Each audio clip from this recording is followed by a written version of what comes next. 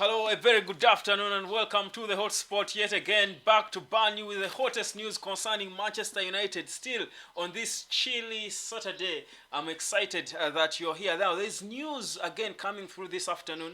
I will talk a bit about, of course, something has just come out now about how Rasmus Højlund has agreed personal terms with Manchester United. I think I gave you that, weeks ago. To be honest, it's not really news, but it's just a confirmation of what you already know. United and the young man from Atalanta have already agreed personal terms. He's a fan of Manchester United, so it has just come through, I think, from Laurie Whitewell just a few minutes ago, but just reconfirming what you already know. But also, Andre Onana's deal, of course, little delays, but those are the delays that could see the deal be finalized by the end of this next week. That is coming, so nothing really to worry about. But after now, Man United making advances in pursuit of their top targets, that's Onana and the striker Rasmus Højlund, they are now moving on to the next. And as we speak now, United has been linked again to players we've been interested in before. If you remember, Jeremy Frimpong, the right back from Bayer Leverkusen, is a player United was linked to in January. Now, he is re-emerging in conversations as United are looking to snap him up and try and go back to him, and if there's any money perhaps made from the sale of players, probably it is money that could be going to the acquisition of Jeremy Frimpong, that is the right back, who will come to try and add depth to the Manchester United midfield. Now, that's the player we are talking about. So that's one player Manchester United is looking back at. I'll be talking about him in a bit. United is also being linked to another goalkeeper. We know that the David De Gea situation has been, we have failed to handle the David De Gea situation, to be honest. And he's certainly no longer a Manchester United player. So it is obvious now that Eric Ten Hag and team have moved on from David De Gea. They should have done this long time ago, probably. But like we know, United at times, they seem to have a lot of time on their hands. So they were dragging and dragging on David De Gea. Yet the players clearly, with the emojis he's been posting all over his Twitter, how he has been taking the club for a circus and all. To be honest, they are really called for it. They have been acting like that. But De Gea should have been forgotten about a long time ago. So United are looking for, of course, to sell Onana, but also get a backup goalkeeper, because we know that Dean Henderson as well does not want to start the club. So there is talk of this young man he's a Japanese international. He's the under-21 goalkeeper of Japan. He plies his trade back home at Urawa Red Diamonds. That's his team back in Japan. We'll be talking about that giant of a goalkeeper who could be coming in on a cheap, really, as a record transfer from Japan, but quite cheap. And we'll be seeing how that goes. So that's how the talks we're going to have. But let me just give you some recent updates coming through. I just told you about the news. Not news, really. No, guys, I tell you, I'm not sure when I'll start getting my credit, but yeah, I think I credit you enough for being on the hotspot and subscribing. But some of these stories, we see them when they are coming, and that's why I tell you our sources are fairly credible. But yeah, so the Atlanta issue and personal terms agreed. I think that we know. What we're waiting for now is for the bid to be tabled. There is talks of United's bid, including Mason Greenwood, and paying some cash to get Rasmus Højlund. But the news now coming through is that Donny van de Beek and his agents are serious, are doing what Harry Maguire has failed to do.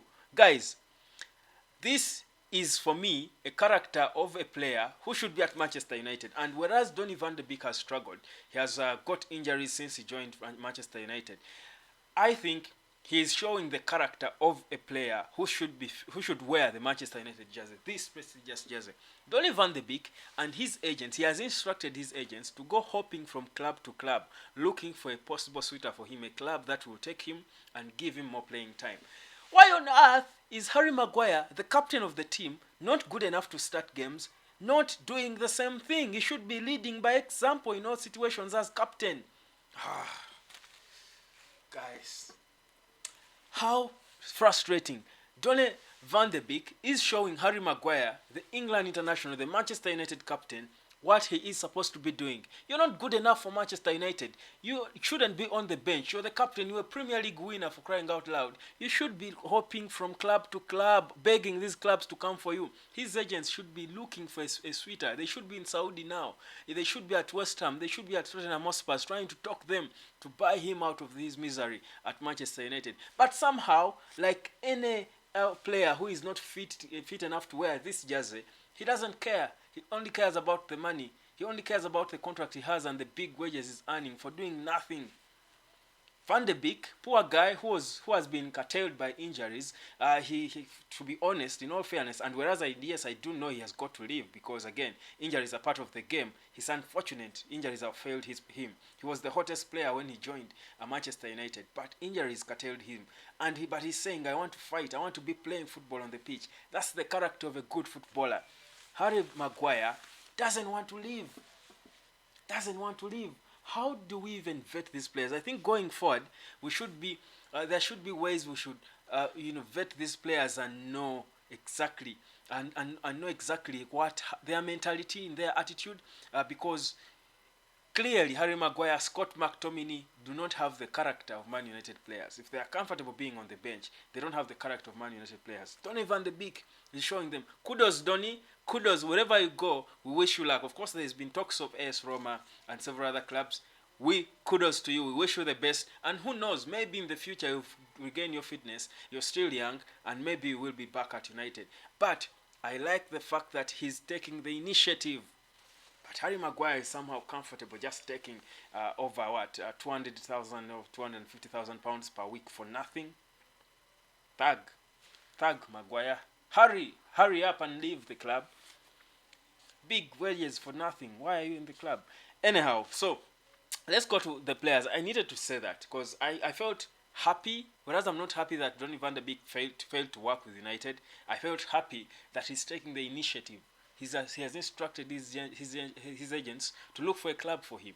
That's the character of a big player, a player who should be putting on the Manchester United jersey. He wants to play. He wants to be out there on the pitch and show the world, not just earning £120,000 for free. Okay, so Manchester United, let's go back to Jeremy Frimpong. Now, Frimpong is, by the way, also wanted by Arsenal. But he's a Bayer Leverkusen player and he plays as a right back. Now, he's a promising player, just 20 years of age. He's a Dutch international. By the way, I'm a Dutch fan, in case you didn't know. I support the Dutch national team at times.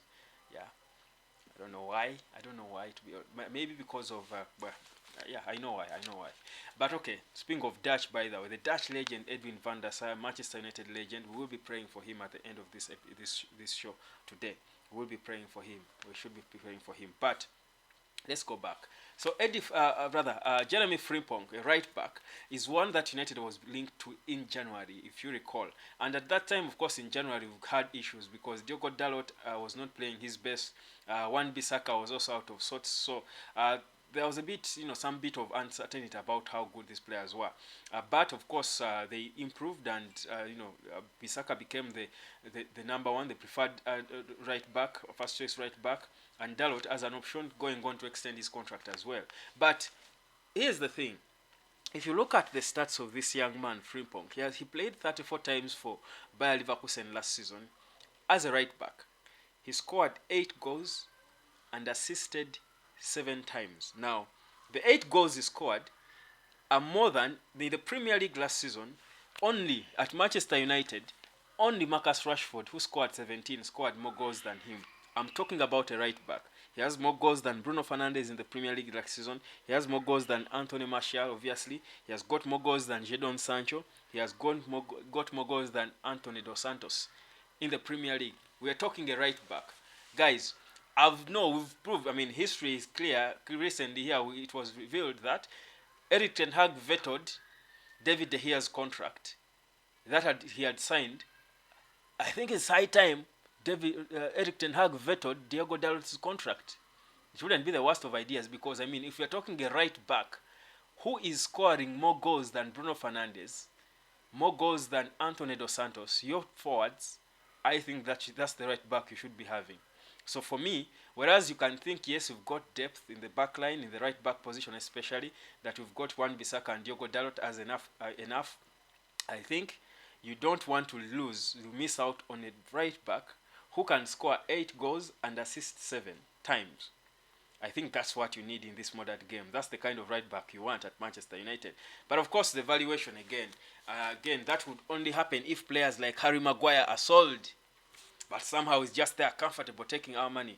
But yeah, so this boy is valued at about 40 to 50 million euros. Now that's quite, It's not high. It's not too much money in this market for a right back scoring 8 goals and assisting 7. That's not too much money.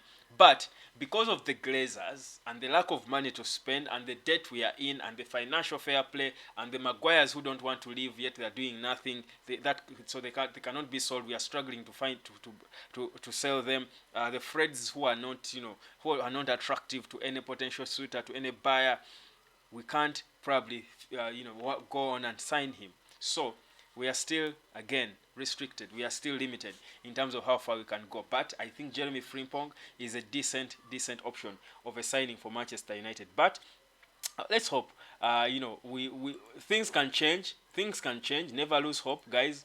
We are known as Man United. We are known as to be a team that knows how to surprise in the last minute. So who knows? The money could come. We could get the money. Who knows?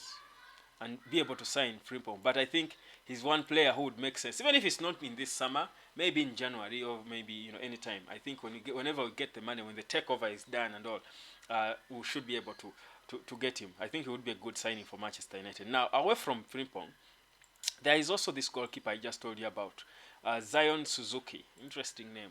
He's Zion Suzuki.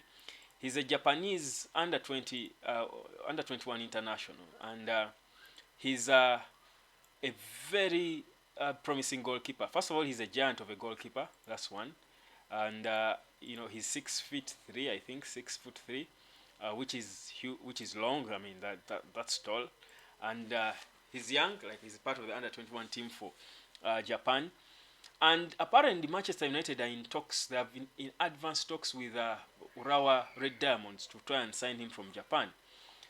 These are reports that just came through, and of course they were confirmed by a certain little journalist from Japan. Of course, we've got no reason to doubt because he's a credible journalist from Japan who confirmed these reports that United. Remember, it's obvious. I think it's no evidence that it's no secret that Manchester United is looking for a second choice goalkeeper, because you can't just have one goalkeeper, Onana, and that's it, because he's the best goalkeeper in Europe, and you just have Onana and you think he's going to be playing without ever getting injured. So you've got to have a second and third choice goalkeeper. So apparently, of course, Tom Heaton is there as the third choice, but the backup for Onana is supposed to be a young person. Now this boy is he idolizes Ederson.